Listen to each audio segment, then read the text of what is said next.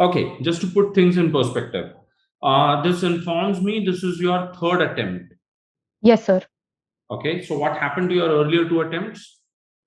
Sir, I gave prelims twice in 2018 and 19, but I couldn't clear the prelims. The prelims itself. Yes, sir.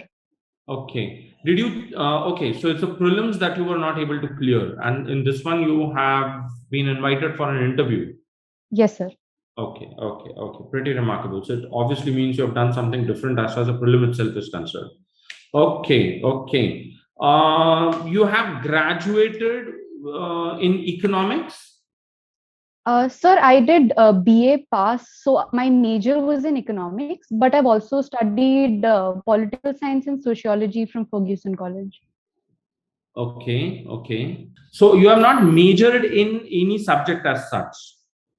Sir, I majored in economics and I also had two supplementary Okay, subjects. okay, okay, okay. But it's strange that after majoring in economics, you decide on sociology as an optional. Sir, actually, when I was doing my bachelor's, then I realized my interest in sociology. So first, I went ahead and I did my master's in sociology from JNU. And after that, sir, I decided that sociology should also be my optional subject.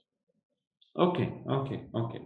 Pretty interesting because it's like you get a more diversified understanding of communities and people that you are interested in working with. Your first preference would always be the IAS. Yes, sir. My first preference is the IAS. Okay, okay, okay. Now, this one informs me that at the National Institute of Educational Planning and Administration, NIEPA, you were employed between 2019, November 2019 to April 2020 on a Yes. project. So, what was this project all about? So the project was called Student Satisfaction Survey. So NEPA wanted to understand the level of satisfactions that students in higher education have with the system. So first a survey was conducted, followed by a focus group discussion. And so my assignment was in terms of drafting of the report. So I had to do literature survey and draft the findings. Okay. The report is published? Yes, sir, it has been published. Excellent, excellent. So, these were students in higher education. Yes, sir. Okay, okay. So, you have any idea about what was the sample size? Uh, Sir, sorry, sir, I'm not aware of the exact sample size. You're not aware or you're not able to recollect? Sir, I'm not aware of the sample size, sir. So, even without being aware of the sample size, you went ahead and wrote a whole report on it. Sir, that was because I had number one an entire team with me, and so my specific job was because I just graduated after my master's. My job was to add the academic elements into the findings. So I had to provide evidence. So suppose we found that students are dissatisfied with a certain aspect, I had to provide the theoretical backing to the particular result.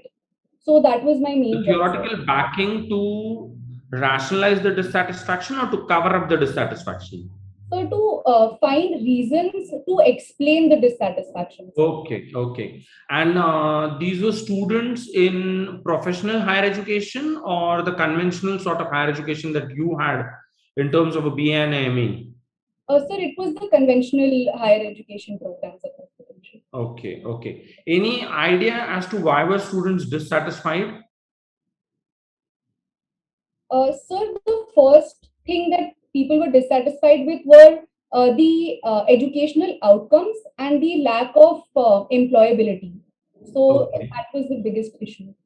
okay, okay. Now, as a prospective Indian Administrative Service officer, let's focus on the second one, the problems which are related to employability as far as students obtaining higher education is concerned. So, you have any idea in terms of presented with a situation like this, maybe in the district in which you would be posted? What all would the sort of things be that you would like to adopt? to sort of in some way or the other address this issue? Right.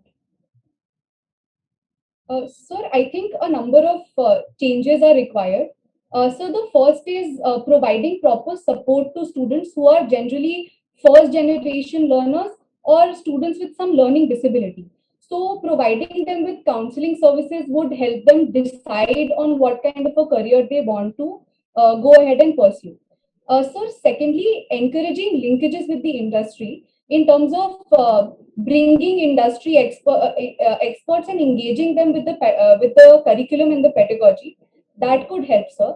And so thirdly, I think programs that would encourage internships and apprenticeship, I think that could also contribute to increasing employability, sir.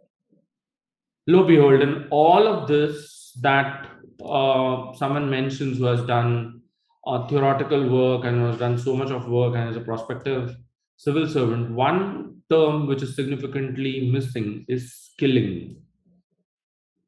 So when one is looking at employability of people coming from higher education, even a prospective civil servant doesn't value something called as skilling, on which the government of India has been spending billions. So obviously, as someone who has a better understanding of it, what explains the lack of the mention of this term called as skilling?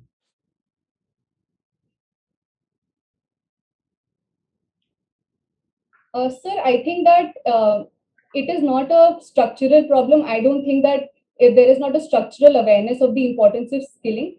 I think somewhere I missed that point because I was thinking of more in terms of a humanity oriented course which focuses more on research outcomes and opportunities as such. So I think that's why I missed it, sir. But obviously, a lot of people who go to higher education don't necessarily end up in research. Yes, So sir. many of them are people who are going to need a lot of skilling for a whole range of jobs. I know. Yes, sir. Okay. You are a graduate of something called as Ferguson College, Pune. Yes, sir. Now, why would a place in Pune be referred with something like Ferguson, which is so ostensibly so British a name? Sir, the inspiration for the name was the governor of Bombay, who identified with the cause of our indigenous education and also made significant contributions towards setting up of the both Deccan Education Society and Ferguson College. So, sir, to mark his contributions towards the institution, the college was named after James Ferguson, sir. I mean, yeah, idea about when was this established? Sir, I can't recall the exact date, but sir, No, I no, no, think I'm not looking at the exact date. yes, But sir. was it established in the early part of the 20th century or the last part of the 19th century? Sir, it was established in the last part of the 19th century, sir. Okay. And pray, what took you to Jakarta for your 12th standard? Sir, my father was working with Reliance Power at that time, and they found a business opportunity in the Sumatra region. So, because my father was transferred there, I also went along with him. But Jakarta is far away from Sumatra. Yes, sir. Sir, the reason was that our schooling, keeping in mind quality education and living standards, sir, my mother and our family, we lived in Jakarta, and my father used to travel to Sumatra as and when required, sir. Oh my God. So this was 2 years. Yes, sir. 2 years, 11th and 12th standard, I did from Jakarta. Very interesting. Very interesting. So you have friends back in Jakarta that you are in touch with? Yes, sir. I have friends back in Jakarta. Okay. And what came of the project? Uh, Sir, because of so the project was eventually found to be non-viable, and so the project had to be shut down. So we came back to India after my 12th standard was done, sir. Project had to be shut down. Strange. Was it a coal-fired plant? Yes, sir. Sir, Reliance was looking to obtain coal from Sumatra, and some prospective coal blocks were found. However, sir, the extraction process and transportation became economically non-viable. So they had to shut down the project, sir. Okay, okay, okay. Indonesia is a strange country. There's so much that someone who goes from India finds in common, including the name itself. If one has got to get started. So you were there in 2012, 2013. Yes, sir. So this was when President Susilo was in power. Uh, sir, it was under Yudhoyono and then followed by Joko Widodo. Had Widodo become president when you were there? Yes, sir. Sir, he was, I think, in his second term of presidency, sir. Widodo. No, sir. Widodo became in 2014. So when I was leaving from Jakarta, that's when he started his campaigning, sir. Okay, okay, okay. Any idea about what part of Jakarta were you located in? Sir, I was located in central Jakarta and the place was called Kemayoran. Okay, okay, okay. So you have been a witness, I believe, to the sort of upheaval that happened in Jakarta around the governor of Jakarta at that point of time, who was alleged to have had committed blasphemy and who subsequently was found charged with it, who couldn't run for his second term in office. There were massive demonstrations. You recollect anything of that? Sorry, sir, I'm not aware about the issue. Okay, okay, okay, okay, okay, okay. That's fine. That's fine. Okay. So, if someone says that Indonesia, and specifically Jakarta, has been witnessing steadily enough a certain sort of radicalization, a certain sort of Islamic radicalization over the years, would one be right? Would one be wrong? Sir, there is an increased religious tension in Jakarta. And, sir, it is being argued that there is radicalization. So the charge is not completely incorrect, I think. Okay, okay. And is the Indonesian government doing anything to discourage things of this type? Uh, Sir, I'm not aware of any exact measures that have been taken. Usually, sir, religion also has become politicized in Indonesia. So the political incentive to act against something like this has reduced over time. But sir, I'd have to read up more on the exact measures that may have been taken. Okay, okay, okay, okay, okay. What's remarkable as far as the two societies are concerned, where you have moved in, is multiculturalism in either cases, in the case of Indonesia as well as in the case of India, is what can be said to be innate to these societies. So this is not something that is adopted as a way of life as it normally happens in the Western countries. Yes. So, as a student of sociology, how would you rate multiculturalism? How would you evaluate multiculturalism?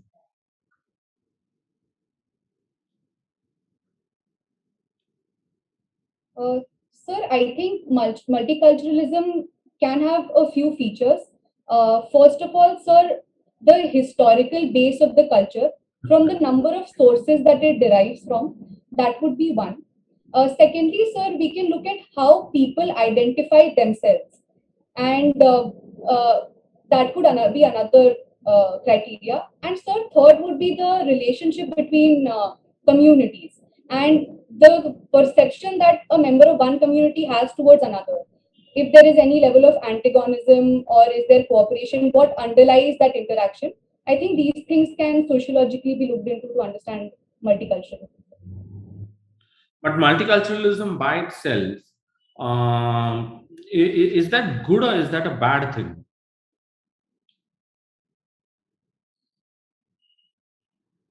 Sir, Sir, I think multiculturalism as a value is a good thing. And that is because, sir, it promotes peaceful coexistence and mutual respect between communities. So, yes, sir, I think it's a good thing. It's a good thing. Okay. Yes. Okay. Okay. Divya, in the context of this thing that is evolving, the sort of situation which is evolving in Afghanistan, one of the charges which has been made against the discipline of sociology has been that, especially by third world scholars located in Western universities, is sociology has been a handmaiden of colonialism. Sociology has been a handmaiden of something called as imperialist expansionism. As a student of sociology, you would find merit in this, or you would find that it's a completely misplaced sort of an argument. Sir, I don't think that it is a misplaced argument. I think it does reveal a part of the truth. Because sociology was set up as a discipline to understand modernity which emerged in the West. The lens that it adopted somewhere had a colonialist angle to it. And sir, we also have adopted the same lens when it comes to understanding our own indigenous societies. And we look down upon practices which then are not in line with those Western conceptions.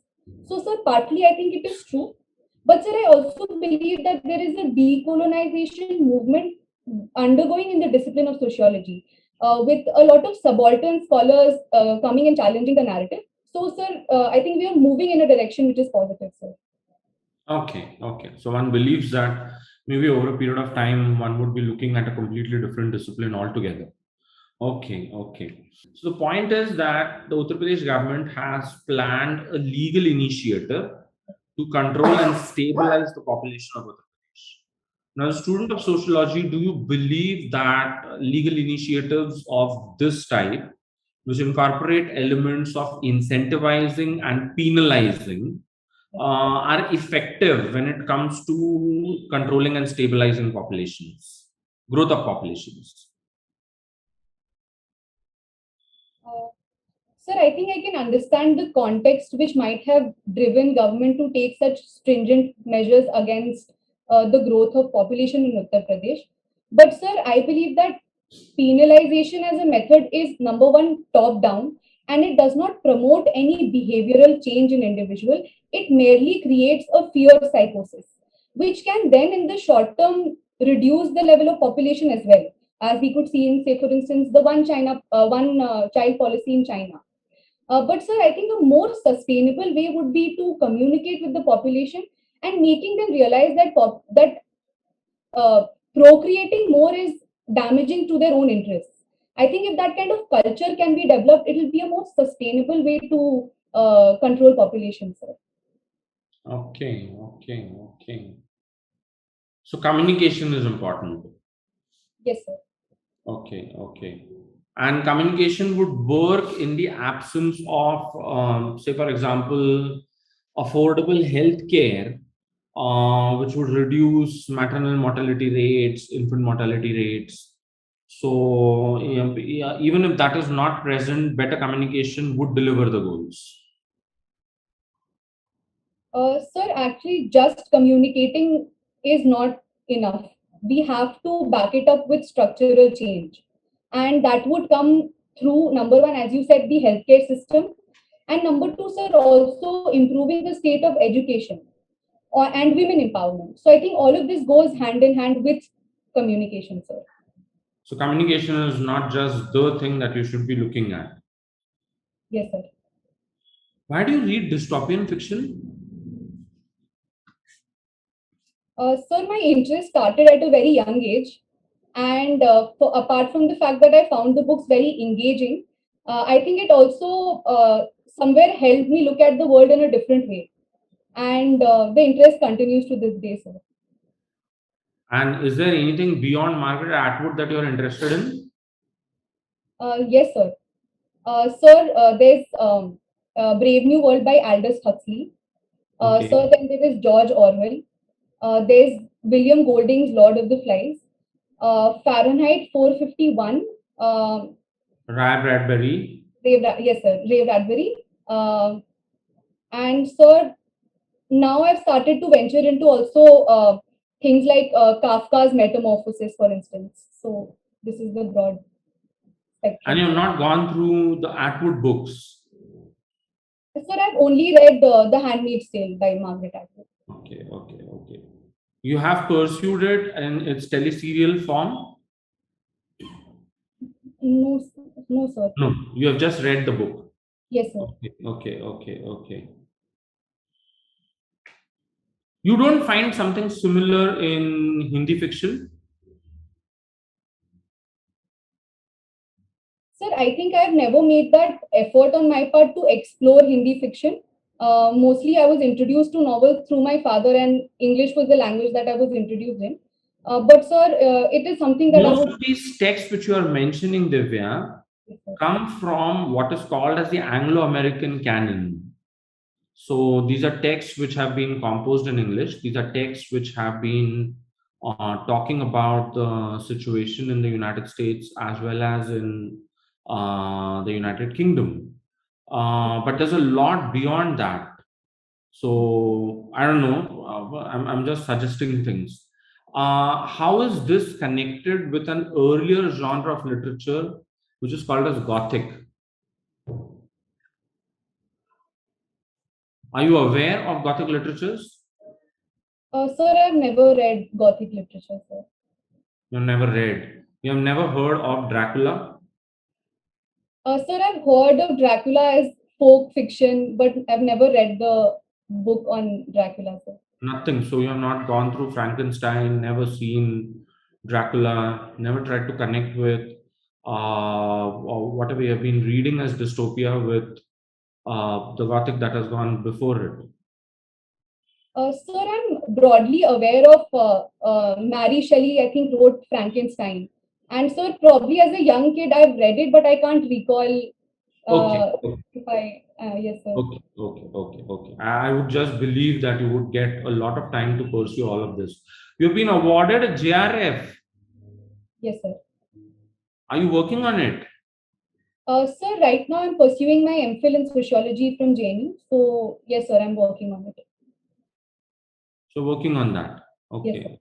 And area of research? Sir, I'm working in social policy and sociology of education, sir. Okay, okay, okay, okay. The next questions to you would be raised by Tukaram sir. So I hand it over to him and he would be raising the next questions. Pleasure interacting. Yes. Thank you, sir. Divya, Hello, sir. now, yes, hello. What has brought to you that is to civil services? So why are you interested in civil services? Sir, my interest in civil services started when I started doing my bachelor's program in Pune. And sir, my assessment was that civil services is a good career opportunity for me.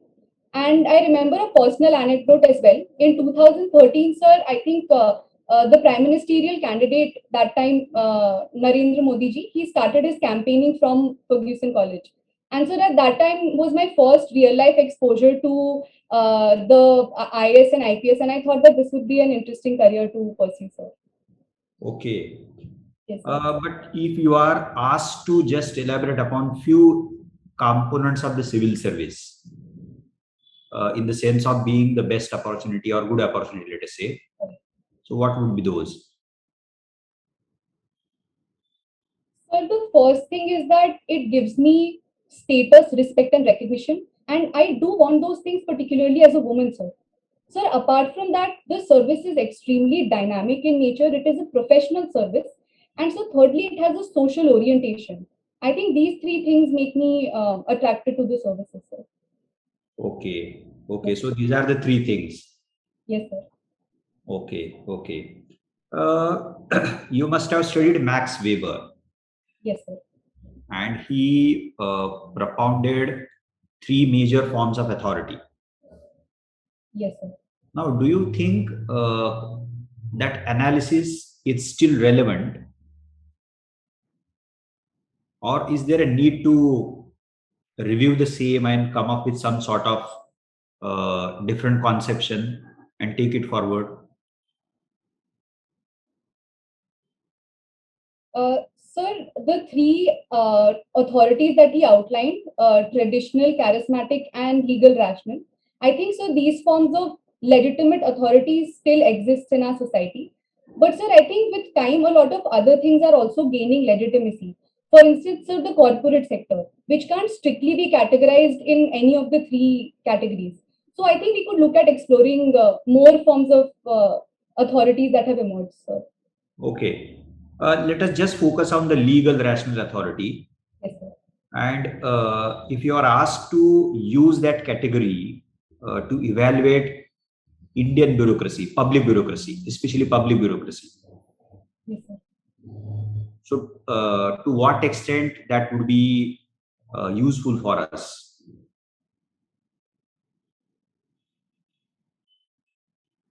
Sir, I think broadly, while describing the theoretical framework in which the Indian bureaucracy is situated and largely operates, I think Max Weber's categorization is good enough. But, sir, the informal aspects of bureaucratic interaction, I think that is something where Weber's theory needs to be extended and does not cover, sir. And had somebody that is some thinker or something from the sociological thought as far as India is concerned, done any effort in that direction? Sir, I think I'll have to read up on it. I can't recall anybody as of now, sir. Okay, fine. See, in sociology, a difference is as if underlined between the old social movement and the new social movement. Yes, sir. I think the differentiation or the distinction between old and new is somewhere deeply rooted in the Western ethos. Now, to what extent we can depend upon the same when it comes to understanding and making sense of social movements, say in India, non-Western context?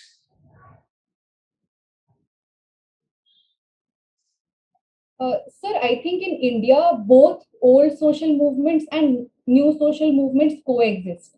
And I think we can somewhere theoretically at least make that distinction. So, for instance, incorporation of new issues for like women's harassment online or environmental movement. All of these things have become issues in contemporary India as well. Similarly, sir, mode of organization, where it is not just led by a single one body, but it is a number of diverse organizations are coming together. I think that is also something that we see in the case of the new social movements in India. So, sir, I think that the paradigm can explain the Indian context as well, sir. Okay, so that is, yes, useful to some extent at least. Yes, sir. Now, if you look at the post-reform period in India, 1991 onwards, there is a thesis which argues that there has been a radical decline of social movements. Now, to what extent that assessment would be appropriate, and if it is yes, then what would be the reasons behind that?